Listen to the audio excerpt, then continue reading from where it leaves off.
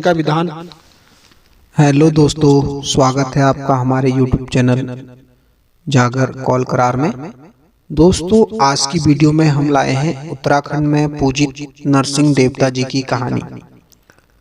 दोस्तों, उत्तराखंड के लोक देवता के रूप में जिन नरसिंह देवता को पूजा जाता है, अवतरित कराया जाता है, उन्हें जोगी के रूप में अवतरित किया जाता है। उत्तराखंड में पूजित नरसिंह देवता की जागरों में कथा में कहीं भी विष्णु भगवान या उसके चौथे अवतार का वर्णन नहीं है। दोस्तों, कई लोगों को कंफ्यूजन होती है कि उत्तराखंड के लोक देवता नरसिंह देवता व भगवान विष्णु के अवतार नरसिंह देवता एक ही हैं, लेकिन इसमें थोड़ा सा वास्तव में देखा जाए तो इसमें थोड़ा सा भिन्नता देखने को मिलती है इनके रूपों में। दोस्तों, आज की वीडियो में हम लेके आए हैं उत्तराखंड के महाशक्तिशाली देवता, लोक देवता, न्यायकारी देवता नरसिंह देवता की कहानी।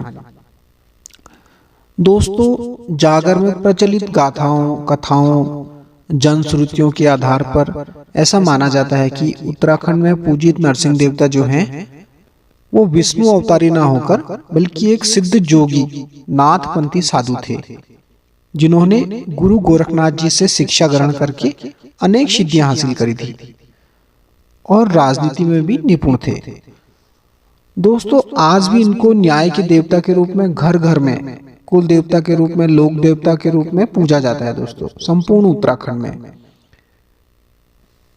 दोस्तों, उत्तराखंड में जागरों के माध्यम से जब कहीं पर भी नरसिंह देवता का अवतरण होता है तो इनके मुख से आदेश आदेश की वाणी निकलती है और इनको जो है तिमिर का डंडा, झोली, नेपाली चिमटा जो है प्रिय है। दोस्तों, यानी इनके नरसिंह देवता की इन्हीं प्रिय प्रतीकों को, जो प्रिय वस्तुएं हैं इनकी, तिमिर का डंडा, झोली हो गई, चिमटा हो गया, तो इन्हीं प्रतीकों को जो है इनके थानों में देव स्वरूप मानकर इनकी पूजा की जाती है।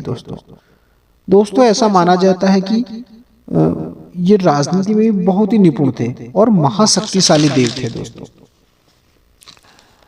दोस्तों, जागर गाथाओं में इनके जो है 9 रूपों का वर्णन किया जाता है। जो इनकी जागरें लगाई जाती हैं तो इनके 9 रूपों का वर्णन किया जाता है। इनको 9 भाई नरसिंह, यानी कि इनके 9 भाई नरसिंह बताया जाता है। दोस्तों, जो कि गुरु गोरखनाथ जी से जिन्होंने शिक्षा ग्रहण करी और उनके शिष्य रहे, गुरु गोरखनाथ जी के 9 भाई नरसिंह। दोस्तों, अब बात करते हैं नरसिंह देवता की उत्पत्ति यानी कि जन्म की, कि इनकी उत्पत्ति कैसे हुई। दोस्तों, वैसे तो इनके जन्म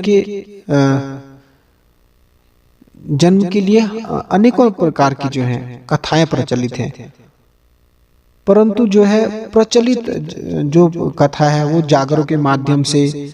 जागरें क्या होते हैं कि किसी भी देव शक्तियों का, जितने भी देव शक्तियां जो हमारे देवभूमि उत्तराखंड में जब देव डांगरियों के माध्यम से अवतरित होती हैं तो उनकी कथाएं जो सुनाई जाती हैं, उनके जीवन काल में उनके साथ क्या क्या अन्याय हुए या उन्होंने क्या क्या अपने जीवन काल में किया, किस किस तरह की उनके परेशानियां आई, किस किस तरह की उन्होंने जो है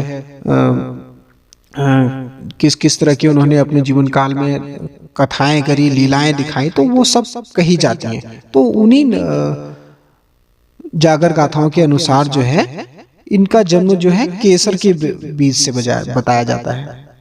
और कई कथाओं में ये भी कहा जाता है कि इनकी जो उत्पत्ति हुई तो तिरफल से हुई थी। तो एक कथा के अनुसार ऐसा माना जाता है कि भगवान शिव के द्वारा जो है केसर के बीज बोए गए और फिर उन्हें दूध से सिंचाई करी गई उनकी, और जब बाद में जब उनसे फल निकले तो 9 फल उगे उनमें, उन केसरों में 9 फल उगे। तो वह जो फल थे वो अलग अलग स्थानों में गिरे और तब जाकर जो है 9 भाई नरसिंह पैदा हुए।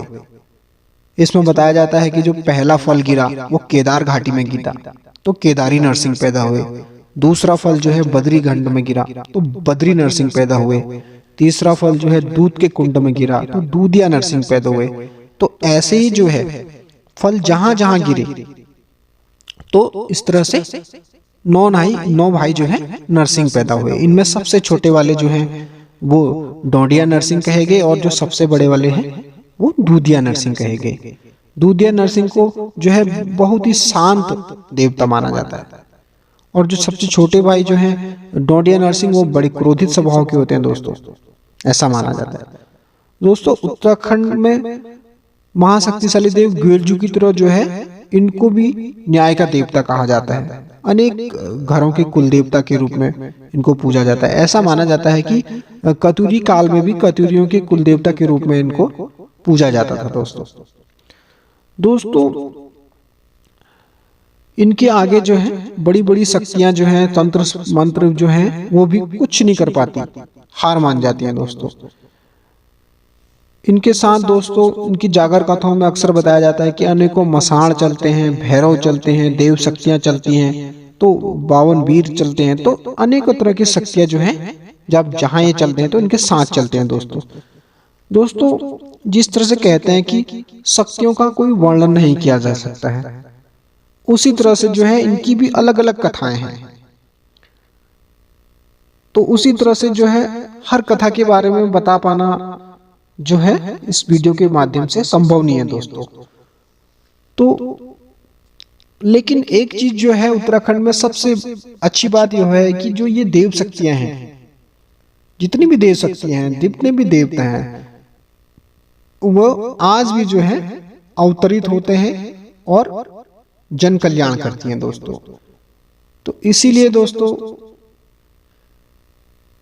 इस चैनल को जो है आप सब्सक्राइब जरूर करिए, ताकि छोटी छोटी जानकारियां जो हैं देवभूमि से संबंधित जो है हम अपने चैनल के माध्यम से एक छोटा सा प्रयास कर रहे हैं जो साझा करते हैं। तो इसको आप इस चैनल को सब्सक्राइब जरूर करिए दोस्तों, और हमारे प्रत्येक वीडियो को देखिए तो आपको बहुत सारी जानकारियां मिलेंगी दोस्तों। धन्यवाद।